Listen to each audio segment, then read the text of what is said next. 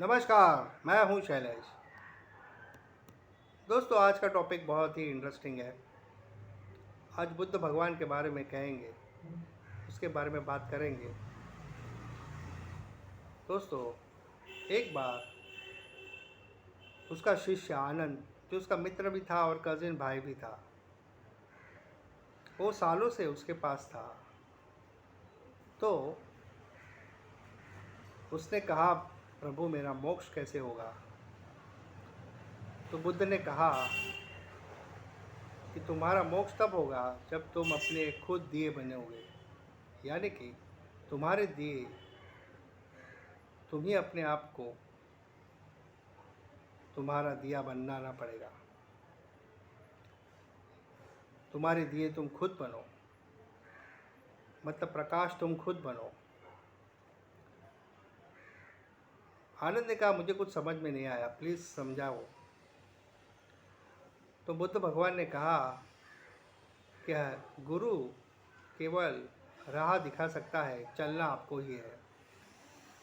मैंने तुमको ध्यान सिखाया, लेकिन ध्यान में आगे बढ़ना आपको ही है। जब आप ध्यान करोगे तब आपको पहली बार अनुभव होगा कि आत्मा जो है बॉडी से अलग है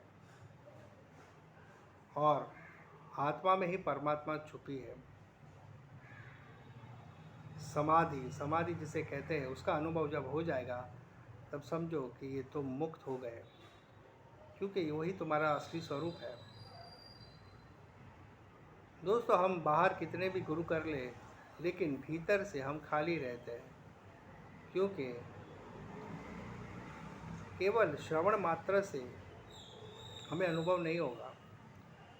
चाहे आप भगवद गीता पढ़ लो, चाहे कोई भी धर्म ग्रंथ पढ़ लो, पढ़ना अलग बात है। किसी चीज़ के बारे में पढ़ना अलग बात है, लेकिन उसका एहसास करना अलग बात है। जो तुम हो, जैसे प्रकृति, जो शरीर है वो प्रकृति देता है, मन है वो समाज ने दिया है। समाज में हम देखते हैं, वही हम मन में डालते हैं। लेकिन जो आत्मा है वही परमात्मा ने दी है। तो परमात्मा की जो आत्मा है उसका अनुभव करो। इसीलिए बुद्ध भगवान ने पूरा ध्यान पे ही कॉन्सेंट्रेट किया है। जो श्वास है उसी को ही ध्यान बनाया है, जिसे विपस्सना कहते हैं। भगवान बुद्ध ने कभी भी किसी धर्म को नहीं माना, किसी भगवान को नहीं माना। उन्होंने जो विज्ञान खोज निकाला है वो टोटली विपस्सना मेडिटेशन, यानी सांस को देखो, सांस को अनुभव करो। सांस आई बाहर गई, बस उसकी लय को देखते रहो, तभी आप मन के पार जाओगे। कोई भी गुरु हम कर ले, कोई भी गुरु हमें मोक्ष नहीं दिला सकता। बुद्ध भगवान भी हमें मोक्ष नहीं दिला सकते, वो केवल हमको सिखा सकते हैं। चलना आपको ही है, इसलिए कहते हैं कि तुम ही अपने दिए बनो, यानी कि तुम ही अपने प्रकाश बनो। कोई तुम्हारा साथ नहीं दे सकता। ये बहुत गहरी बात है। मूर्ति पूजा का अपना महत्व है, ध्यान का अपना महत्व है, धर्म ग्रंथ का अपना महत्व है। जिसको जो अच्छा लगे वो करता है। इसीलिए जो इंसान है वो बीच में फंसा हुआ है, ना वो पूरा तरह से पशु है, ना पूरी तरह से वो देवता है।